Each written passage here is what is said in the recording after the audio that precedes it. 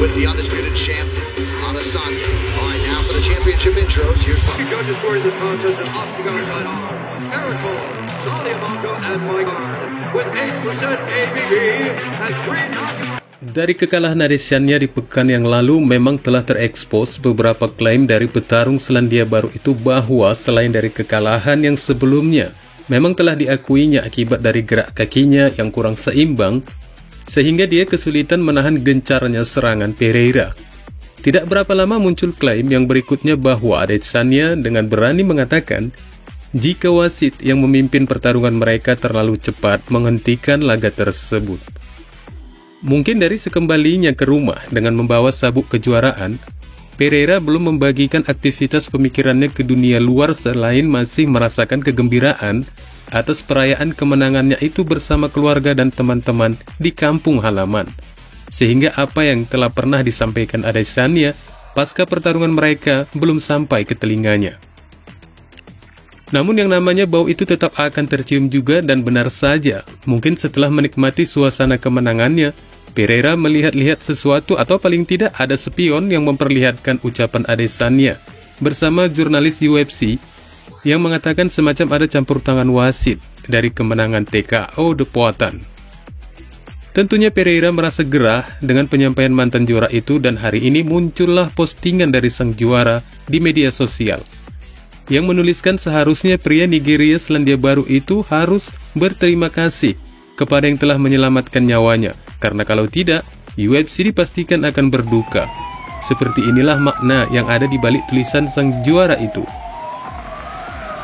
Mirip dengan laga kedua mereka dalam kickboxing, Pereira jelas kalah dalam pertandingan tersebut jika saja pertarungan itu berakhir dengan sampai 5 ronde, hingga Poatan menjerat lawannya dengan pukulan hook kiri yang keras, yang akhirnya memberinya kemenangan. Meski wasit menilai The Stylebender tidak cerdas membela diri, kontroversi masih melingkupi hasil pertarungan.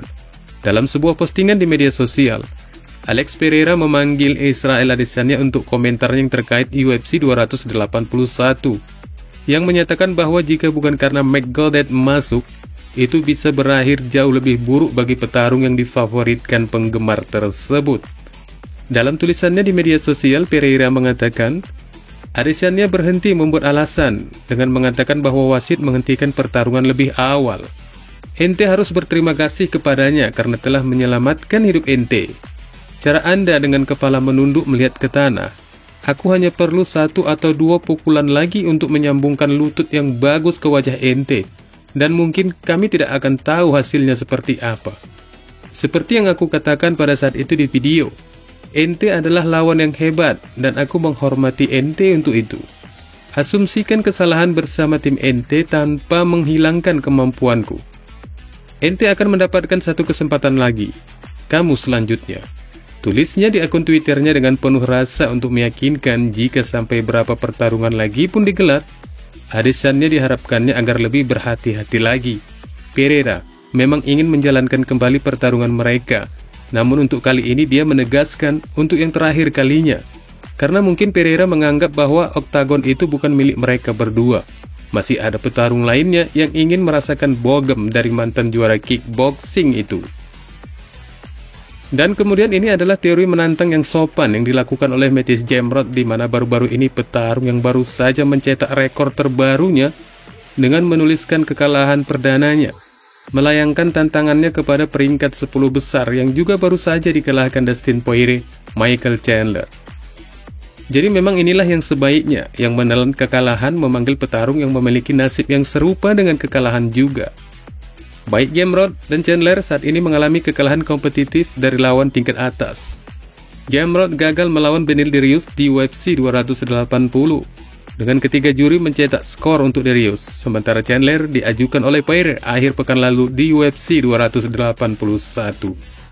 Meski keduanya masih berada di peringkat 10 besar, namun ada kemungkinan mereka akan menjalani skorsing medis hingga tahun 2023.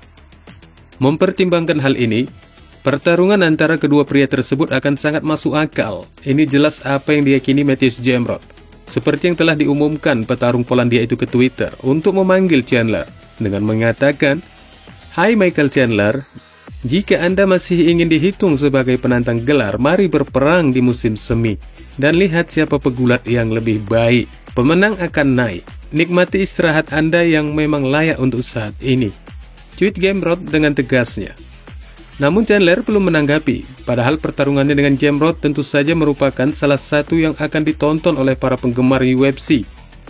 Dan dipastikan ini tidak kalah menariknya di saat pertarungan The Iron melawan The Diamond. Namun, mungkin saja Chandler masih menunggu harapannya untuk bisa berhadapan dengan McGregor, yang menurutnya pertarungan ini berbasis limpahan uang. Meskipun hingga saat ini, mantan petarung yang telah diluluh lantakkan Khabib Nurmagomedov itu sedang dalam ngeprank buat petarung yang berharap untuk berdansa dengannya di oktagon. Wassalamualaikum warahmatullahi wabarakatuh.